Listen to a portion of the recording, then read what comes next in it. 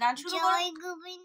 এই গাছটাকে আশা করছি তোমরা সবাই চিনতে পেরেছো। এটা হলো একটা আপেল গাছ।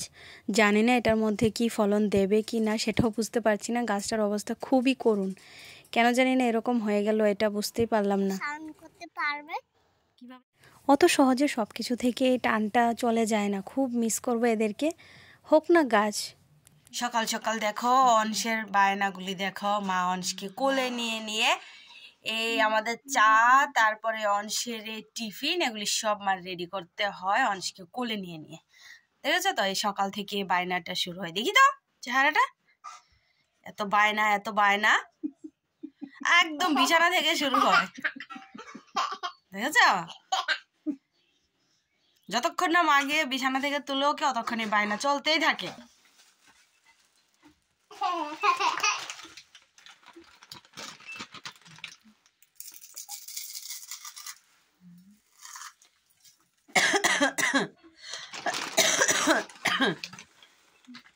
চলে আসো আমার কাছে, চলে আসো।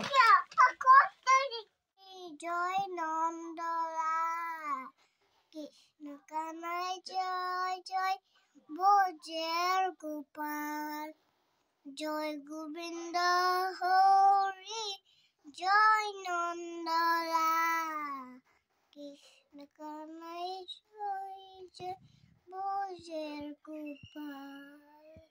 তো বুঝে না কিসের ব্যথা, কেঁদে কেঁদে মেরা দিন কেটে যায়। ভুবনের হাসি দেখি তোমার দয়া, বিরূপ শুধু তুমি প্রভু আমার বেলা।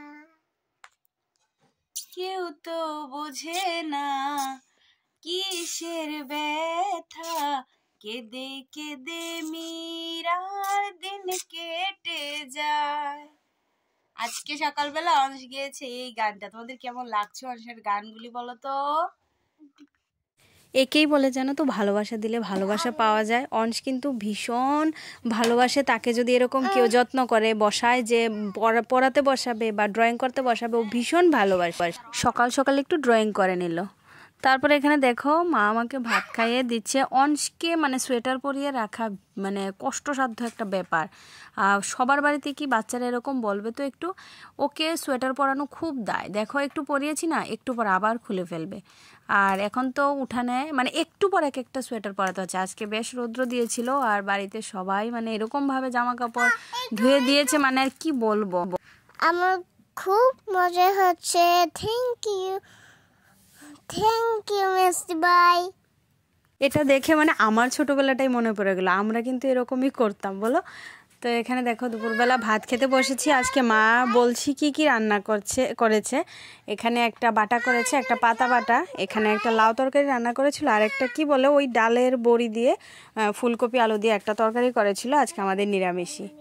তো দুপুরবেলা রেস্ট করার পর এখন একটু বিকেলবেলা বেরিয়েছিলাম, একটু পুকুর পাড়ে গিয়েছিলাম। আর পুকুরে গিয়ে দেখি পুকুরের অবস্থা আমাদের এরকম, ওই যে বলে না অভাগা যেদিকে তাকায় সেদিকে নদীর জলও শুকিয়ে যায়, এরকম একটা অবস্থা। আজকে অনেকটা আশা নিয়ে গিয়েছিলাম পুকুর পাড়ে, গিয়ে দেখি পুকুরের জল একদম শুকিয়ে গেছে। তারপর কেন জানি মনে হলো যে বাড়িতে এসে ফুল গাছগুলোতে একটু জল দিই, কারণ অনেকটাই কিন্তু রোদ দিচ্ছে এখন। তো ফুল গাছগুলো একদম শুকিয়ে শুকিয়ে যাচ্ছে। আর বাড়ি চলে যাব তো, এই জন্য এদের প্রতি মনে হয় একটু বেশি মায়া টানটা বাড়ছে। বুঝতে পারছি না, খুব মিস করবো এই গাছগুলিকে। যেহেতু কুড়ি এসে গেছে, তো 30 থেকে 35 দিনের মধ্যে কিন্তু এরকম গাছ লাগালে না ফুল ফল দিয়ে দেয়। তো ফুলের অনেক কুড়ি এসেছে, ফুল ফুটবে, বেশ ভালো লাগবে, খুব সুন্দর লাগবে।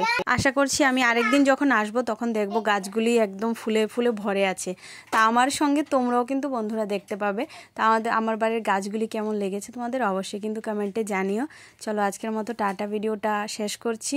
একটু পরে চলে যাব বাড়িতে। আর কিছু মানে ব্লগে আর কিছু নেওয়ার মতো আমার ভালো লাগছিল না, তাই নিলাম না। দেখো গাছগুলি অনেকটা কিন্তু বড় হয়ে গেছে। আর কদিন পর থেকেই সরস্বতী পূজার আগে থেকেই কিন্তু ফুল ফোটা শুরু হবে। তো চলো টাটা বাই, সবাই ভালো থেকো।